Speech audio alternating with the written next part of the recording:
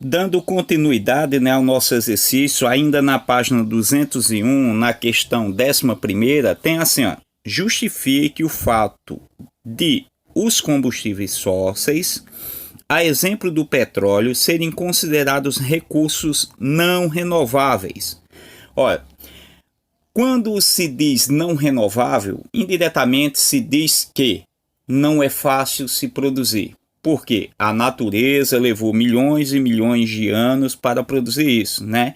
Então, o petróleo é um recurso não renovável porque a exploração, né? Porque a sua exploração pode levar ao seu esgotamento. Vai se esgotar, né? E a natureza não repõe isso facilmente, entendeu? Então, leva milhões de anos para a natureza repor. Existem várias maneiras para você responder essa questão. Primeiro, que é um recurso renovável. Dá para responder ela também com relação a isso, né? Não renovável, desculpe. É aquele em que a natureza levou milhões e milhões de anos para produzir e ele se esgota, né? Ele não é uma fonte inesgotável, feito o vento, feito o sol, né? Indiretamente o sol tem uma previsão para que ele não produz essa toda a energia que a gente tem, né? Mas isso leva bilhões e bilhões de anos, segundo as teorias, tá certo? Então, a 11ª questão, existe várias maneiras de você respondê-la dentro do assunto, com relação a isso. Tá lá no seu caderninho também, quando a gente perguntou que são recursos não renováveis. Lembra disso? Lembram? 12ª questão, cite as fases da formação do carvão mineral. Tem um quadrozinho lá no seu livro didático, quando eu dei aquela aula, aquelas etapas, né? A gente analisa que o carvão mineral passa pelas seguintes fases, né? Deposição do material orgânico, que no caso é das florestas, né? Decomposição da matéria orgânica e a formação da turfa. Aí depois passa pelo processo endógeno, né, de pressão, da temperatura, com relação ao lignito. Aquela lenha, o lignito que foi depositada ali, vai se transformar em hulha. E depois da hulha vai para o antracito. Pronto, essas são as fases, né? A gente analisa que é o processo de decomposição, a turfa, depois a pressão atmosférica, a formação do lignito, da hulha ao antracito. Esses são os processos, conforme aquele quadro que está na aula nossa com relação ao carvão e também é do seu livro didático.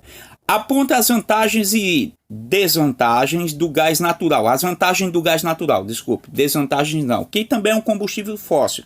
A vantagem é que ele é um combustível limpo e ele é canalizado e chega ao consumidor diretamente, né? O gás do Brasil, principalmente as regiões mais ricas, que é a Sudeste, vem lá da Bolívia. A vantagem é que ele é um combustível limpo em comparado a outros, né? Você tira aí pela sua casa, tem o gás cunzinho GLP e não tem tanta poluição aparente.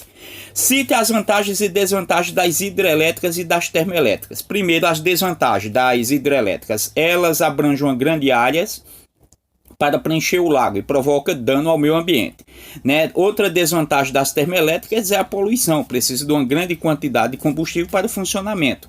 As vantagens é que a hidrelétrica é uma fonte de energia limpa e as termoelétricas também produzem energia. Todo mundo precisa de energia, não é isso? Então, existem as vantagens e desvantagens em toda a produção de energia. Olha só a quarta questão, a 15ª questão. Eu respondi para vocês aí a 14ª. A 15ª.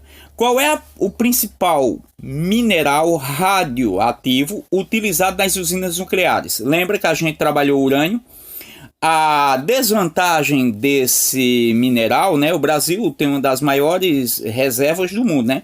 E os riscos utilizados, né, que é para você citar aqui, é a questão dos acidentes, né, radioativos, que provoca câncer, anomalias nas células, tanto animais e vegetais, né? Aí existe o risco e o perigo com relação a isso. Então, o urânio e as desvantagens são os efeitos da radiação. A 16ª questão, cite 2 exemplos de energias alternativas, as possibilidades de sua utilização. Cada um aí citou exemplos, um diferente do outro, mas está dentro do conceito, né? Existem várias sugestões de resposta, como energia eólica, a gente analisa que é provocado pelas forças do vento, as energias hidráulicas, né, provocado pelas forças das águas, e assim por diante, né? Conforme os exemplos foram diferentes, fica aí ao seu critério, tá certo? Então, fechando esse